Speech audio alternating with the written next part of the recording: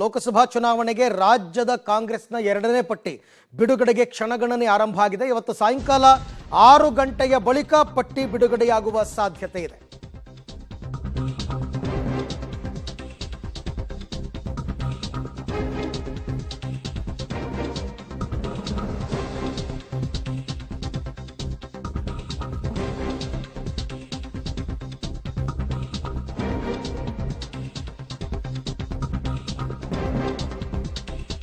ಲೋಕಸಭಾ ಚುನಾವಣೆಗೆ ಕಾಂಗ್ರೆಸ್ನ ಎರಡನೇ ಪಟ್ಟಿ ಬಹುತೇಕ ಸಿದ್ಧವಾಗಿದೆ. ಇವತ್ತು ಸಂಜೆ ಅಧಿಕೃತ ಪಟ್ಟಿ ಬಿಡುಗಡೆಯಾಗುವ ಸಾಧ್ಯತೆ. 21 ಕ್ಷೇತ್ರಗಳನ್ನ ಉಳಿಸಿಕೊಂಡಿದ್ರು, 7 ಕ್ಷೇತ್ರಗಳನ್ನ ಮಾತ್ರ ಅನೌನ್ಸ್ ಮಾಡಿದ್ರು. ಈ 21 ಕ್ಷೇತ್ರಗಳ ಪೈಕಿ ಈಗ 17 ಕ್ಷೇತ್ರಗಳಿಗೆ ಅಭ್ಯರ್ಥಿಗಳನ್ನು ಅಂತಿಮಗೊಳಿಸಿದ್ದಾರೆ. ಕಾಂಗ್ರೆಸ್ ಪಟ್ಟಿಯಲ್ಲಿ 5 ಮಹಿಳೆಯರಿಗೂ ಮಣೆ ಹಾಕಿದ್ದಾರೆ. ಎಕ್ಸ್ಕ್ಲೂಸಿವ್ ಡೀಟೇಲ್ಸ್ ಅನ್ನ ನೋಡ್ತಾ ಇದ್ದೀರಾ ಎಲ್ಲಿಂದ ಅಂತ.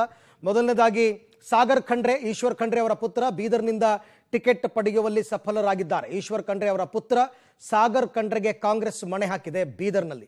ಇನ್ನು ಚಿತ್ರದುರ್ಗಕ್ಕೆ ಬಂದರೆ ಮಾಜಿ ಸಂಸದರು ಚಂದ್ರಪ್ಪ ಅವರಿಗೆ ಮತ್ತೆ ಮಣೆ ಹಾಕಿದೆ ಕಾಂಗ್ರೆಸ್. ಚಂದ್ರಪ್ಪ ಈ ಹಿಂದೆ ಗೆದ್ದಿದ್ರು, ಈಗ ಮತ್ತೆ ಅವರಿಗೆ ಟಿಕೆಟ್ ಅನ್ನ ಕೊಡ್ತಾ ಇದ್ದಾರೆ ಕಾಂಗ್ರೆಸ್ನಿಂದ. ಇನ್ನು ದಾವಣಗೆರೆಗೆ ಬರೋದಾದರೆ ಪ್ರಭಾ ಮಲ್ಲಿಕಾರ್ಜುನ್, ಎಸ್ ಮಲ್ಲಿಕಾರ್ಜುನ್ ಅವರ ಪತ್ನಿ, ಶಾಮನೂರು ಕುಟುಂಬದ ಸೊಸೆ, ಟಿಕೆಟ್ ಫೈನಲ್ ಆಗಿದೆ. ಕೊಪ್ಪಳದಿಂದ ರಾಜಶೇಖರ್ ಹಿಟ್ನಾಳ್ ಅಂತ ಹೇಳ್ತಾ ಇದ್ದಾರೆ, ಇವರಿಗೆ ಟಿಕೆಟ್ ಫೈನಲ್ ಆಗಿದೆ ಅಂತನ್ಬಿಟ್ಟು. ರಾಜಶೇಖರ್ ಹಿಟ್ನಾಳ್ ಮತ್ತೊಮ್ಮೆ ಟಿಕೆಟ್ ಪಡೆಯುವಲ್ಲಿ ಸಫಲರಾಗಿದ್ದಾರೆ. ಇನ್ನು ಬೆಂಗಳೂರು ದಕ್ಷಿಣಕ್ಕೆ ಬರೋದಾದರೆ ಸೌಮ್ಯ ರೆಡ್ಡಿ, ರಾಮಲಿಂಗಾರೆಡ್ಡಿ ಅವರ ಪುತ್ರಿ, ಕಳೆದ ಬಾರಿ ಅಲ್ಪ ಮತಗಳ ಅಂತರದಲ್ಲಿ ಜಯನಗರದಿಂದ ಸೋತಿದ್ರು. ಈ ಸರ್ತಿ ಬೆಂಗಳೂರು ದಕ್ಷಿಣ ತೇಜಸ್ವಿ ಸೂರ್ಯ ವಿರುದ್ಧ ಸೌಮ್ಯ ರೆಡ್ಡಿ ಕಣಕ್ಕಿಳಿತಾ ಇದ್ದಾರೆ.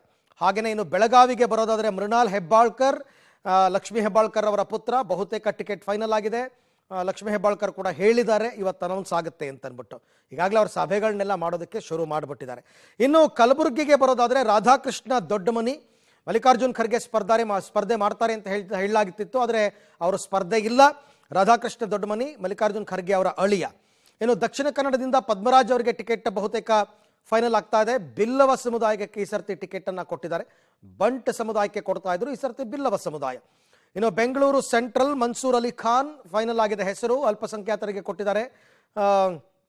ಹಾಗೆಯೇ ಮೈಸೂರಿಗೆ ಮನ್ಸೂರ್ ಅಲಿ ಖಾನ್ ಅಲ್ಪಸಂಖ್ಯಾತರ ಕೋಟಾದಲ್ಲಿ ಟಿಕೆಟ್ ಪಡ್ಕೊಂಡಿದ್ದಾರೆ. ಮೈಸೂರಿಗೆ ಲಕ್ಷ್ಮಣ್, ಕೆಪಿಸಿಸಿಯ ವಕ್ತಾರರು, ಫೈನಲ್ ಆಗಿ ಅವರ ಹೆಸರಾಗಿದೆ. ಯತೀಂದ್ರ ಸಿದ್ದರಾಮಯ್ಯ ಅವರ ಹೆಸರು ಇಲ್ಲ. ಇನ್ನು ರಾಯಚೂರಿಗೆ ಮಾಜಿ IAS ಅಧಿಕಾರಿ ಕುಮಾರ್ ನಾಯ್ಕ್ ಅವರ ಹೆಸರು ಫೈನಲ್ ಆಗಿದೆ. ST ಮೀಸಲು ಕ್ಷೇತ್ರ ರಾಯಚೂರು, ಕುಮಾರ್ ನಾಯ್ಕ್ ಅವರಿಗೆ ಟಿಕೆಟ್ ಅನ್ನ ಬಹುತೇಕ ಫೈನಲ್ ಮಾಡಿದೆ ಪಕ್ಷ. ಇನ್ನು ಬಾಗಲಕೋಟೆಗೆ ಸಂಯುಕ್ತ ಶಿವಾನಂದ ಪಾಟೀಲ್, ಸಚಿವ ಶಿವಾನಂದ ಪಾಟೀಲ್ ಅವರ ಪುತ್ರಿ, ಇವರಿಗೆ ಟಿಕೆಟ್ ಕೊಟ್ಟ ಹಾಗಾಗಿದೆ. ಗದ್ದಿಗೌಡರ ವಿರುದ್ಧ ಸಂಯುಕ್ತ ಶಿವಾನಂದ ಪಾಟೀಲ್ ಕಣಕ್ಕೆ ಇಳಿತಾ ಇದ್ದಾರೆ. ಇನ್ನು ಚಿಕ್ಕೋಡಿಯಿಂದ ಸತೀಶ್ ಜಾರಕಿಹೊಳಿ ಅವರ ಪುತ್ರಿ ಪ್ರಿಯಾಂಕಾ ಜಾರಕಿಹೊಳಿ ಅವರಿಗೆ ಪಕ್ಷ ಮಣೆ ಹಾಕಿದೆ. ಪ್ರಿಯಾಂಕಾ ಜಾರಕಿಹೊಳಿ ಅವರಿಗೆ ಅವರನ್ನ ಗೆಲ್ಲಿಸ್ಕೊಂಡು ಬರುವಂತಹ ಜವಾಬ್ದಾರಿಯನ್ನು ಸತೀಶ್ ಜಾರಕಿಹೊಳಿ ಅವರು ಹೊತ್ತಿದ್ದಾರೆ ಚಿಕ್ಕೋಡಿ ಕ್ಷೇತ್ರದಿಂದ. ಗಣೇಶ್ ಹುಕ್ಕೇರಿ ಅವರು ಏನು ಮಾಡ್ತಾರೆ ಅಂತ ಗೊತ್ತಿಲ್ಲ. ಇನ್ನು ಧಾರವಾಡದಿಂದ ವಿನೋದ್ ಅಸೂಟಿ ಟಿಕೆಟ್ ಅನ್ನು ಪಡ್ಕೊಂಡಿದ್ದಾರೆ. ಪ್ರಹ್ಲಾದ್ ಜೋಶಿ ವಿರುದ್ಧ ಸ್ಪರ್ಧೆ ಮಾಡೋದಕ್ಕೆ ವಿನೋದ್ ಅಸೂಟಿ ಅವರಿಗೆ ಮಣೆ ಹಾಕಿದೆ ಪಕ್ಷ. ಉತ್ತರ ಕನ್ನಡದಿಂದ ಅಂಜಲಿ ನಿಂಬಾಳ್ಕರ್ ವೈಯಕ್ತಿಕ ವರ್ಚಸ್ಸಿನಿಂದ ಟಿಕೆಟ್ ಅನ್ನು ಪಡ್ಕೊಂಡಿದ್ದಾರೆ. ಜೊತೆಗೆ ಅಲ್ಲಿ ಕೊಂಕಣಿ ಸಮುದಾಯ ಮತ್ತು ಮಾತಾಡ್ತಕ್ಕಂಥವ್ರು ಭಾಷಿಕರು ಜಾಸ್ತಿ ಇದ್ದಾರೆ, ಹಾಗಾಗಿ ಅಂಜಲಿ ನಿಂಬಾಳ್ಕರ್ ಅವರಿಗೆ ಟಿಕೆಟ್ ಸಿಕ್ಕಿದೆ.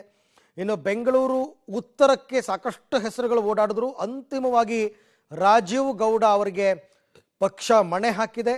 ಉಡುಪಿ ಚಿಕ್ಕಮಗಳೂರು ಕ್ಷೇತ್ರದಿಂದ ನಿರೀಕ್ಷಿತ ಜಯಪ್ರಕಾಶ್ ಹೆಗಡೆ, JP ಹೆಗಡೆ ಅವರಿಗೆ ಟಿಕೆಟ್ ಫೈನಲ್ ಆದಂಗೆ ಕಂಡು ಬರ್ತಾ ಇದೆ. ಇದೆಲ್ಲವೂ ಕೂಡ ಈಗಲೂ ನಾವು ಇದನ್ನ ಸಂಭಾವ್ಯ ಅಂತಾನೆ ಹೇಳ್ತಾ ಇದ್ದೀವಿ, ಯಾಕೆಂದ್ರೆ ಪಟ್ಟಿ ಅಧಿಕೃತವಾಗಿ ಪಕ್ಷದ ವತಿಯಿಂದ ಅನೌನ್ಸ್ ಆಗಬೇಕು, ಆಗ ಅವ್ರನ್ನ ನಾವು ಅಧಿಕೃತ ಅಭ್ಯರ್ಥಿ ಅಂತ ಹೇಳ್ತೀವಿ.